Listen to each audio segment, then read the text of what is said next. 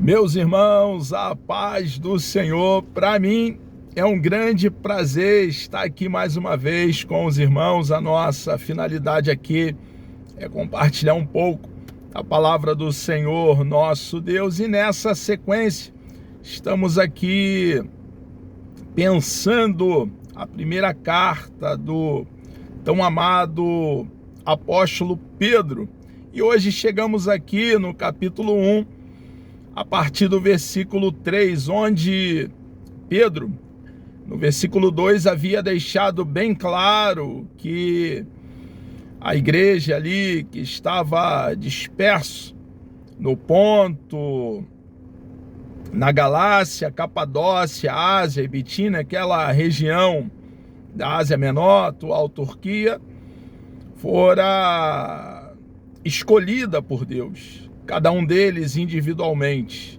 E nós hoje, no século 21, que cremos em Cristo de todo o coração, fomos escolhidos individualmente pelo nosso amado e bondoso Deus.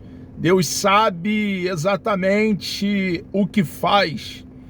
Ele é perfeito e tudo que faz com muita maestria, com muito esmero e com perfeição.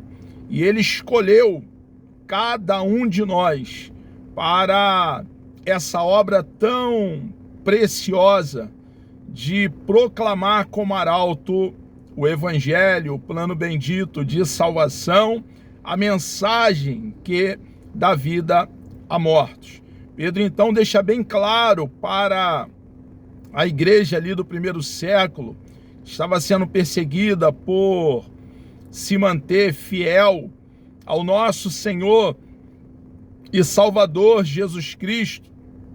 Deixa bem claro que Deus os havia escolhido, eleito, vocacionado, e a despeito da perseguição que era muito presente, estavam passando pelo Vale das Lágrimas. Observe que eles estavam dispersos, não porque planejaram uma viagem com os familiares, pelo contrário, estavam ali deixando bens, casas, alguns até familiares bem próximos, por amor a Cristo e por não negar o bendito e precioso nome do eterno Filho de Deus, tiveram então que fugir porque estavam sendo perseguidos. Pedro então, ele deixa bem claro para a igreja ali do primeiro século e para nós hoje que não estamos isentos de dificuldade, de problemas, muitas vezes estaremos no epicentro da dificuldade por nos mantermos fiéis à palavra do nosso Deus e anunciarmos o evangelho não adulterado, mas genuíno. Pedro, então, ele prossegue no registro que ele fez a partir do versículo 3, dizendo: bendito seja o Deus e Pai de nosso Senhor Jesus Cristo. É muito interessante observar que Pedro começa em Deus. Ele deixa bem claro aqui nessa doxologia, um hino de louvor a Deus, ele usa essa expressão: bendito seja o Deus e Pai de nosso Senhor Jesus Cristo. Que Deus, ele deve ser adorado, engrandecido, exaltado, enaltecido.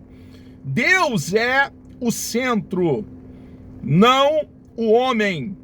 A mensagem que Pedro traz para a igreja do primeiro século, ali nos primórdios, em tempos muito remotos, e para nós, hoje, igreja, do contexto atual, é que Deus é o centro, devemos olhar para Ele, Ele deve ser adorado.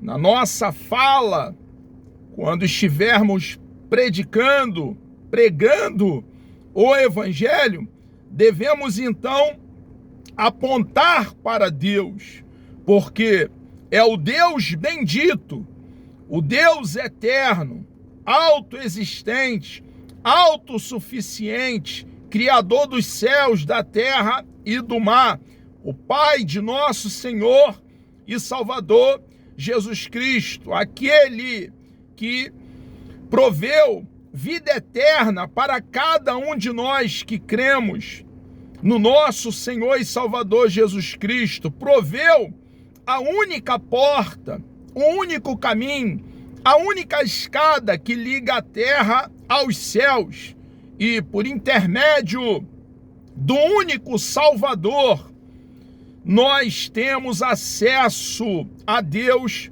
Pai. Então Pedro aqui, ele deixa bem claro, quando ele usa essa expressão, bendito seja o Deus e Pai de nosso Senhor Jesus Cristo, que a honra, o mérito, a glória, o enaltecimento somente a Deus pertence. Ele prossegue ainda dizendo que ele vai dizer por que o Deus e Pai de nosso Senhor e Salvador Jesus Cristo, ele é bendito. Que, segundo a sua grande misericórdia, então, Deus é um Deus misericordioso, um Deus bondoso, um Deus de amor, e ama até aqueles que o odeiam. Ele amou a humanidade ao ponto de enviar o nosso Senhor e Salvador Jesus Cristo para remissão dos nossos pecados, para nos resgatar, nos redimir, para que, por intermédio de Cristo, nós desfrutássemos de vida, e vida verdadeira, vida abundante, pois Jesus é a ressurreição e a vida. Pedro, então, ele deixa bem claro com essa expressão, esse registro: bendito seja o Deus e Pai de nosso Senhor Jesus Cristo, que, segundo a sua grande misericórdia, observe, irmãos, que não foi pelos méritos humanos, não foi porque fizemos algo para merecer, foi segundo a grande misericórdia de Deus, a bondade de Deus, o amor de Deus que o levou a vir até nós, provendo um caminho, uma porta de acesso a Ele mesmo. Pedro deixa bem claro aqui que a salvação vem de Deus, que Deus é quem toma a iniciativa na salvação. É Deus que se move em direção do homem perdido, da humanidade caída. É Deus quem provê o caminho de retorno, de reconciliação a Ele mesmo. É o próprio Deus que provê o precioso e bendito Cordeiro, que, segundo a sua grande misericórdia, nos gerou de novo para uma viva esperança. Irmãos, nós estávamos mortos em nossos delitos e pecados, andávamos errante, não tínhamos nenhuma perspectiva de vida abundante, de vida verdadeira. E Deus, através do seu grande e imenso amor com que nos amou, Ele então, para benefício nosso, da humanidade, pois Deus é autossuficiente, não existe nada fora de Deus que ele necessita. Deus não tem necessidade.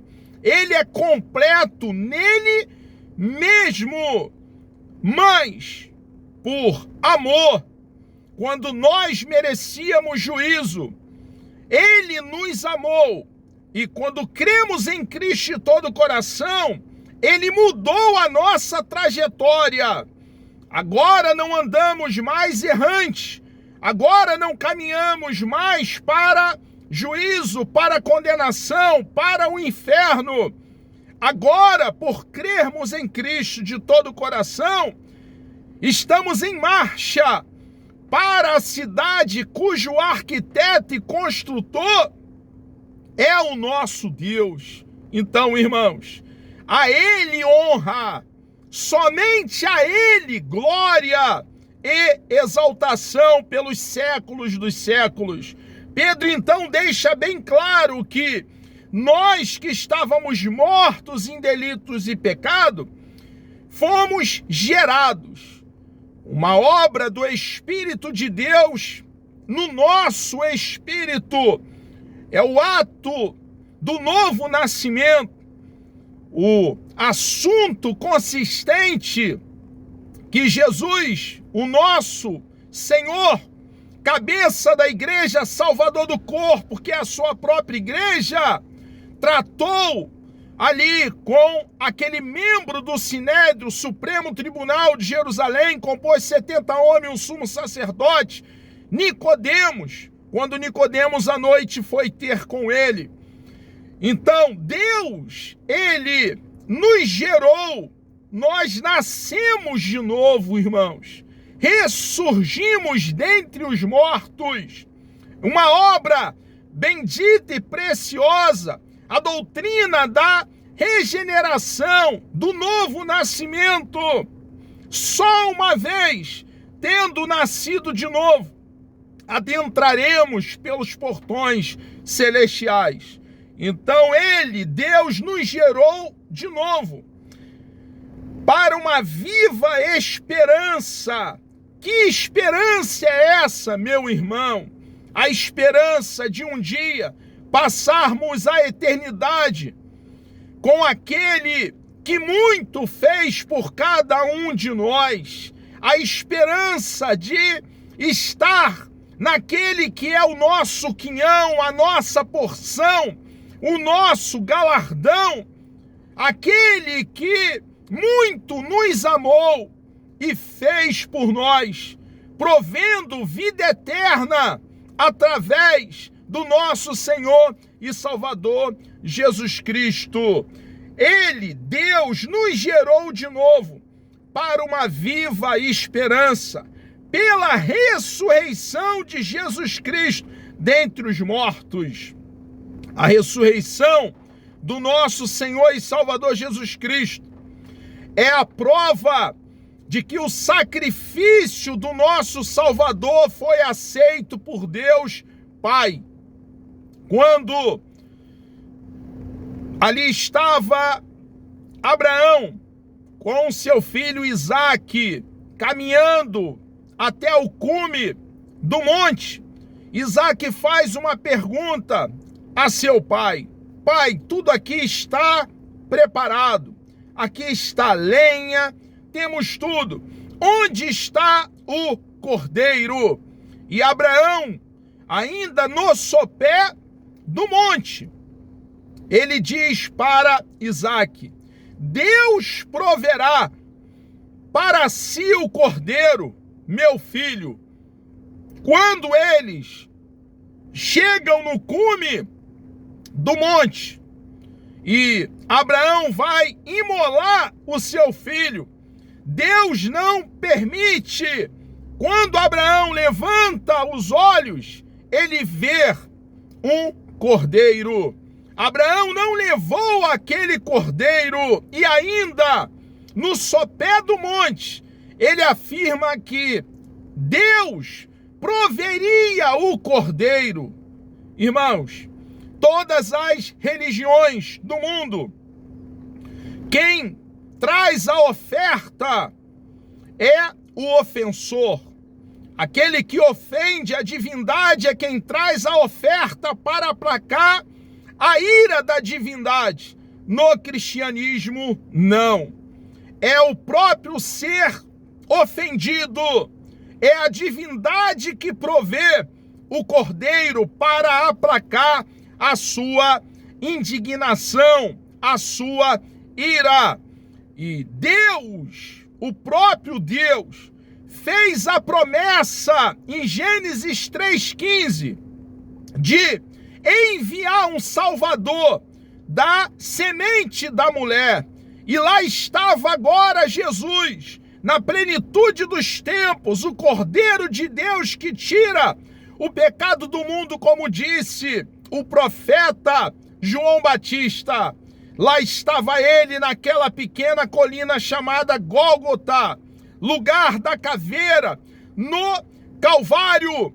E ali naquela cruz ele suporta o peso da ira de Deus sobre os nossos pecados. E ele satisfaz a justiça divina.